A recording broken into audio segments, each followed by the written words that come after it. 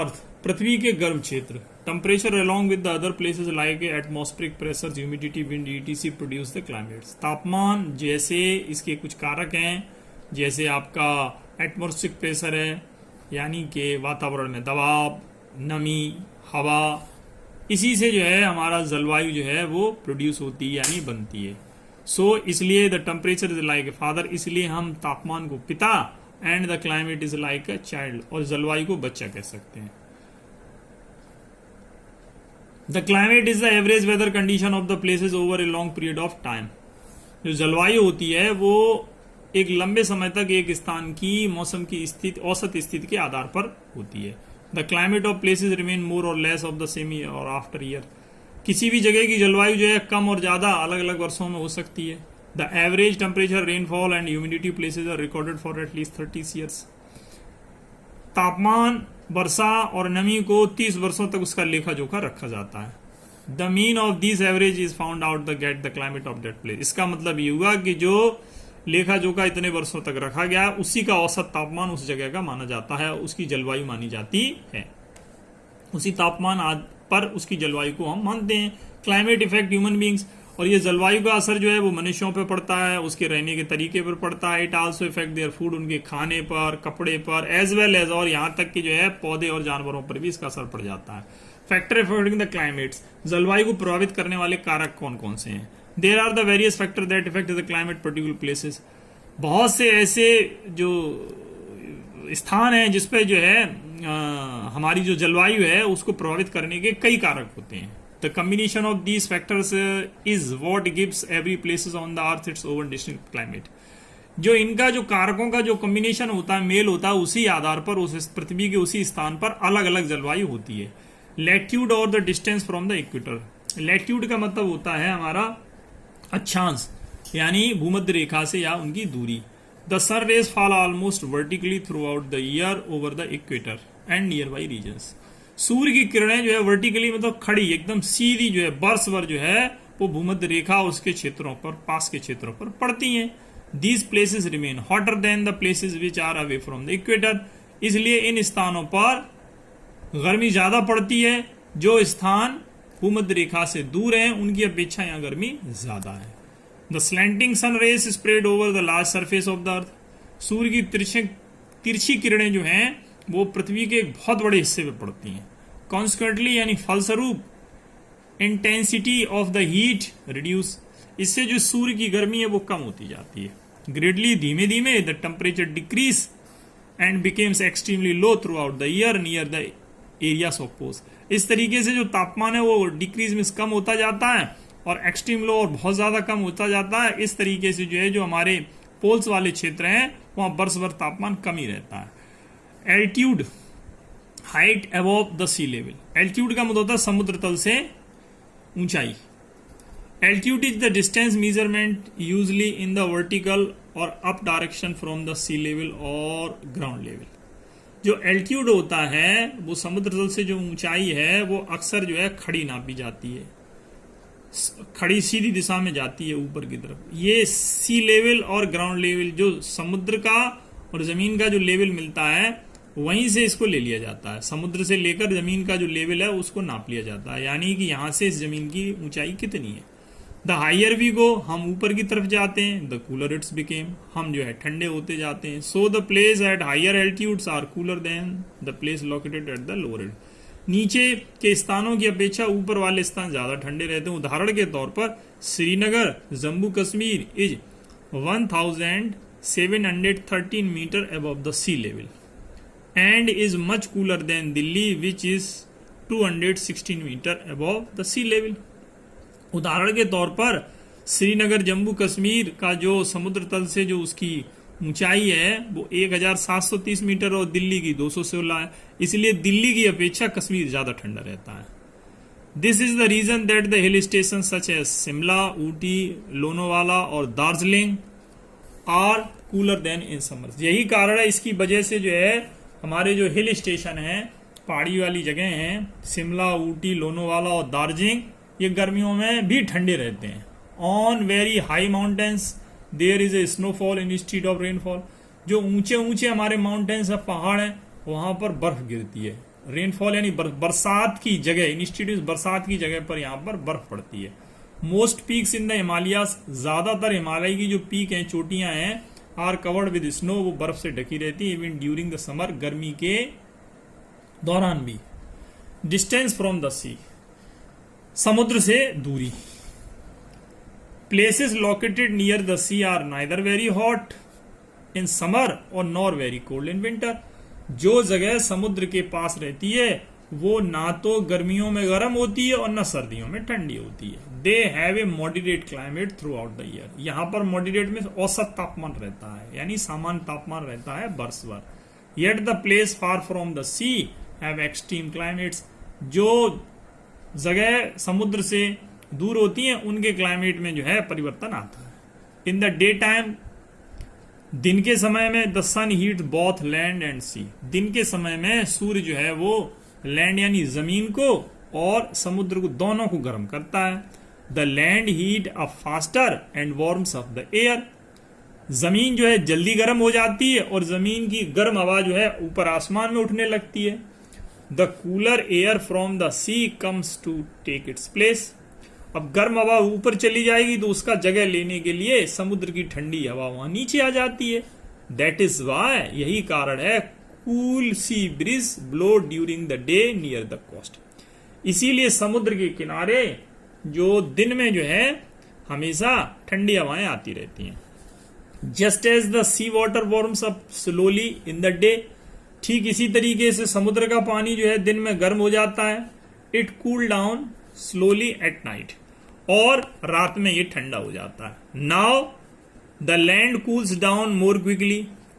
अब रात होगी तो रात में क्या होगा, जमीन जल्दी ठंडी हो जाती है। The cool air from the land blow to the sea, और जमीन की जो गर्म हवाएं हैं वो जमीन की जो ठंडी हवाएं हैं वो समुद्र की तरफ जाने लगती हैं। This is called the land breeze. इसको हम जो है लैंड ब्रीज कहते हैं। तो लैंड ब्रीज का मतलब होता है जमीन से चलने वाली हवाएं। अब थोड़ा सा जल्दी से आप समझ लीजिए, दिन के समय में जमीन जो होती है वो क्या रहती है, गर्म रहती है, तो समुद्र ठंडा रहता है, तो समुद्र की ठंडी हवा आ जाती है, तो वो सी ब्रिज कहलाती है, सी की तरफ से आती है। अब हो गई रात, तो रात में क्या होगा, रात में जमीन जल्दी ठंडी हो गई, तो जमीन से जो है वो हवाएं समुद्र की तरफ जाने लगी, इसको कहेंगे लैंड ब्रीज। तो ये हमारा सी ब्रीज हैगा और ये हमारा हैगा land breeze. Due to this daily land and sea breeze the difference in the day and nights temperature is not large. इस तरीके से ये डेली में से रोज का हैगा, जमीन से समुद्र की तरफ हवा जाना और उधर से इधर आना, इसलिए रात और दिन का जो तापमान है उसमें कोई ज्यादा अंतर नहीं है। That is why the coastal areas have a moderate climate. इसलिए समुद्र के किनारे वाले क्षेत्रों का तापमान सामान्य रहता, औसत रहता है। ह्यूमिडिटी यानी नमी, humidity is the amount of moisture और water vapour present in the air. Humidity यानी आर्द्रता, नमी, ये जो होती है वो नमी जो है वो हमारी पानी जो है भाप के रूप में हवा में कितना उपस्थित है उस आधार पर निर्भर करती है। इट इफेक्ट्स द क्लाइमेट और प्लेसेस, ये जो है उस जगह के स्थान और जलवायु को प्रभावित कर देती है। The distance from the sea affected the humidity of the places. The distance from the sea, समुद्र से जैसे जैसे डिस्टेंस बढ़ेगी तो ह्यूमिडिटी अलग अलग जगह की अलग अलग होती जाती है, नमी अलग अलग होती जाएगी। Places near the sea experience high humidity.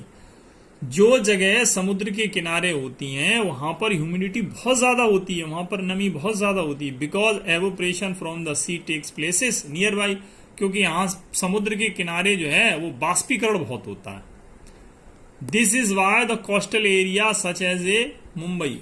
यही कारण है कि जो समुद्र के किनारे वाले क्षेत्र हैं जैसे मुंबई है, कलकत्ता है, चेन्नई है एंड कोची आर ह्यूमिड, ये नमी वाले जगह हैं। द ह्यूमिडिटी कॉजेज स्वेट और प्रिस्पिरेशन। ज्यादा नमी होने से क्या होता है, यहाँ पर स्वेट, पसीना बहुत आता है और चिपचिपाहट शरीर में बढ़ जाती है।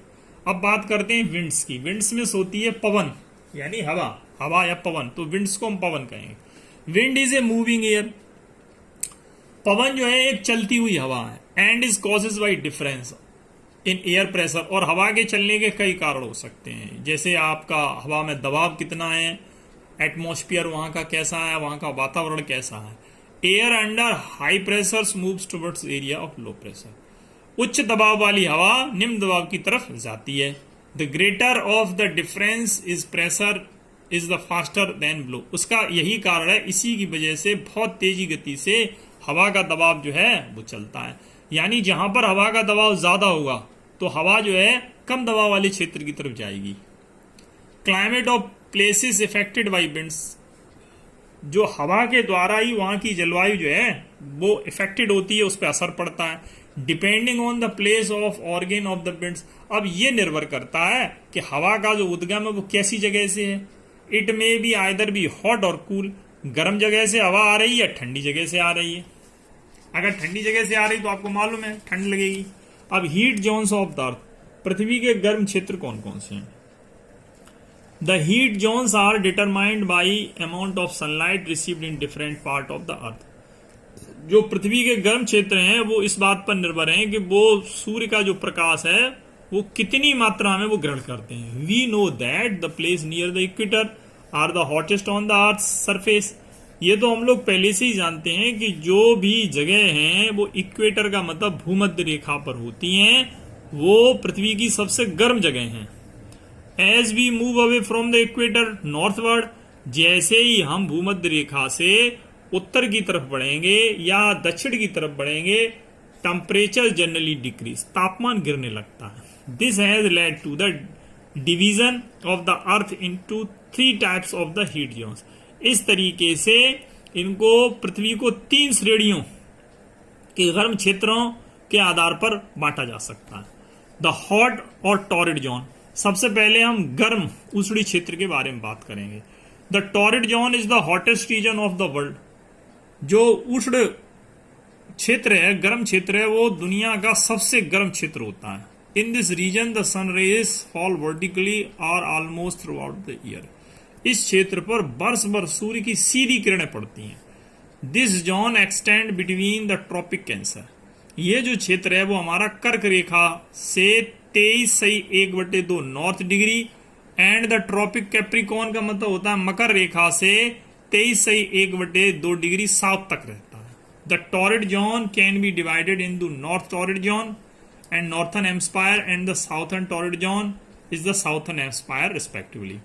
इस तरीके से जो ये गर्म वाला टॉरिड जोन का मतलब जो गर्म वाला क्षेत्र है उनको भी हम डिवाइडेड कर सकते हैं। एक कर सकते हैं उत्तर का टॉरिड जोन, जिसे हम नॉर्थर्न हेमिस्फीयर कहते हैं, उत्तरी गोलार्ध कहते हैं, और दूसरा होता है दक्षिण का टॉरिड जोन यानी दक्षिण का गर्म क्षेत्र, जिसे हम दक्षिणी गोलार्ध कह सकते हैं क्रमानुसार, रिस्पेक्टिवली मींस क्रमानुसार इन्हें हम कह सकते हैं।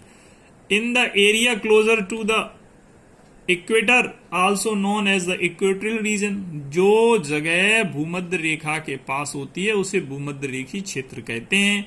The climate is always hot, भूमध्य रेखा का तापमान हमेशा गर्म एंड ह्यूमिड नमी वाला होता है। बिकॉज क्योंकि high temperature leads to a lot of evaporation and rainfalls. जहां पर ज्यादा गर्म मौसम और वाष्पीकरण होता है वहां बरसात भी होगी। The areas closer to the tropic also known as the tropical region, जो भी क्षेत्र जो है वो ट्रॉपिकल रीजन की क्षेत्र की तरफ होता है उसे हम ट्रॉपिकल रीजन क्षेत्र कहते हैं। दे रिसीव लिटिल रेनफॉल, यहाँ पर कम बरसात होती है। Most of the world desert are located in this region, ज्यादातर जो है पूरा रेगिस्तान दुनिया का है वो इन्हीं क्षेत्रों में स्थित है। हमारा टेम्परेट जोन की बात करते हैं, यहाँ पर the temperate zone is neither very hot और नॉट कोल्ड।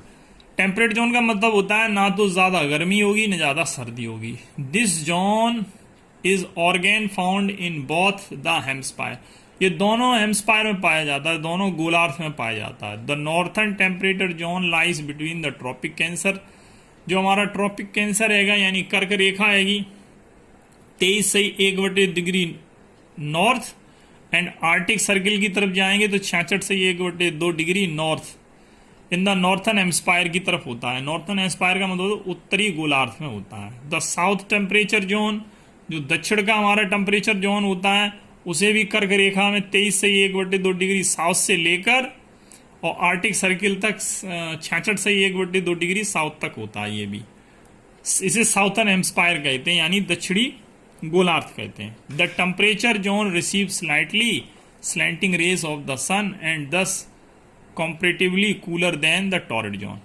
इन जगहों पर जो सूर्य की किरणें वो स्लाइटली यानी स्लैंटिंग पड़ती, तिरछी पड़ती हैं, इसलिए यहां पर जो है टॉरड जोन यानी गर्म क्षेत्रों की अपेक्षा यहां पर ठंडी रहती है। The region lying in the temperate zone have distinct summer and winter. इस तरीके से यहाँ की जो गर्मी और सर्दी को अलग अलग विभाजित किया जा सकता है, यानी ये अलग अलग होती हैं। This zone as a plenty of grassland, ऐसे ही जोन में, ऐसे ही क्षेत्र में बहुत ज्यादा घास के मैदान होते हैं। अब लास्ट हमारा बचा है the frigid zone. Fridge zone का मतलब होता है बर्फ से जमा हुआ वाला क्षेत्र। The frigid zone is also lie in both the hemisphere. जो ये बर्फ से जमा हुआ क्षेत्र है वो दोनों हेमिस्फायर में होता है, दोनों गोलार्ध में होता है। एक पहला गोलार्ध हमारा आ गया नॉर्थ फ्रिज जोन्स, उत्तरी गोलार्ध हो गया हमारा। ये जो है हमारा आर्टिक सर्किल से 66.1/2 डिग्री नॉर्थ से लेकर और नॉर्थ पोल तक 90 डिग्री तक जाता है। इसी तरीके से नॉर्थन हेमिस्फायर की तरफ भी जो है ये south fridge zone lies between Antarctic circle से 66.1 डिग्री साउथ से लेकर ये साउथ पोल तक 90 डिग्री साउथर्न हेमिस्फायर तक चला जाता है, दक्षिणी गोलार्ध तक चला जाता है। The regions lying in the frigid zone are the coolest part of the world as the sun rays always fall very slantly. यही कारण है कि जो फ्रिज जोन है, बर्फीला जो क्षेत्र है, वो हमेशा ठंडा रहता है, क्योंकि यहाँ पर सूर्य की किरणें जो हैं वो बहुत थोड़ी सी ही तिरछी पड़ती हैं। In winters for about 6 month, यहाँ पर सर्दी 6 महीने की होती है। There is a complete darkness as the area does not receive any sunlight. और यहाँ पर पूरी तरीके से अंधेरा रहता है, क्योंकि यहाँ पर सूर्य का प्रकाश पहुंचता ही नहीं है। यहाँ पर कितने महीने की रात रहती है? 6 मंथ की, 6 महीने की। तो 6 महीने की रात और 6 महीने का दिन रहता है। Now it is clear that, अब ये बात बिल्कुल सिद्ध हो चुकी है, that as we move from the equator towards the poles the temperature decrease and from the poles toward the equator the temperature increase. अब ये बात सिद्ध हो चुकी है कि अगर हम इक्वेटर से पोल्स की तरफ बढ़ते हैं, ध्रुवीय क्षेत्र की तरफ बढ़ते हैं, तो तापमान जो है वो गिरने लगता है, और उस जगह से अगर भूमध्य रेखा की तरफ हम आते हैं तो तापमान बढ़ने लगता है। अब इस चित्र में देखिए, आप समझ लीजिए, ये जो आपका पिक्चर दिखाई दे रही है, तो उस पिक्चर में ध्यान से समझिए। तो इस पिक्चर में ये दिया हुआ है, ये हमारे देखिए, ये हमारा हो गया एक जोन हो गया, ये दूसरा जोन हो गया, और ये तीसरा जोन होगा। 3 हमारे क्षेत्र रहेंगे। तो ये जो हमारा ये दिख रहा है बैंगनी वाला इलाका, ये दिख रहा है, ये और ये, तो ये बैंगनी वाला इलाका होता है वो हॉट जोन है, ये इक्वेटर है, भूमध्य रेखा है। तो यहां पर सबसे ज्यादा गर्मी होगी, इसमें सबसे ज्यादा गर्मी इस लाइन पे आएगी। फिर इस लाइन से इधर बढ़ते जाओगे तो कम होती जाएगी, इधर बढ़ते जाओगे तो कम होती जाएगी। तो यानी ये जो है इलाका, ये गर्म इलाका है। फिर इधर ये येलो वाली लाइन की तरफ आते हैं, तो इस वाले में हम ये देखेंगे हमारा ट्रॉपिक कैंसर यानी मकर रेखा वाला क्षेत्र है। ये देखिए ट्रॉपिक कैंसर है, ये मकर रेखा वाला क्षेत्र। तो इस क्षेत्र में न ज्यादा गर्मी पड़ रही है, न ज्यादा सर्दी पड़ रही है, बीच का मौसम है, सबसे ज्यादा घास के मैदान इन्हीं क्षेत्रों में रहते हैं। फिर आगे आखिरी जोन, ये पृथ्वी की बिल्कुल ये हमारी तलैटी आ गई। तो ये जो है हमारे फ्रिज जोन, यहाँ बर्फ ढकी रहती है। तो ये हमारा पूरा बर्फ से क्षेत्र बना रहता है, और ये देखिए ये बर्फ से ढका रहता है। अब हमने कहा था 1/2 डिग्री से लेकर ये यहाँ 90 डिग्री, ये देखो ये सीधा सीधा एंगल बनता है 90 डिग्री का, तो यहाँ से लेकर 90 डिग्री तक ये बर्फ वाला क्षेत्र बन जाता है। तो ये हमारे जोन हो गए। तो सबसे पहले ये गर्म वाला हो गया, और ये हमारा बीच वाला हो गया जिसमें न गर्मी न सर्दी, और सबसे ज्यादा वाले में ये बर्फ जमी रहती है। आपका लेसन फिनिश हो गया। जय हिंद।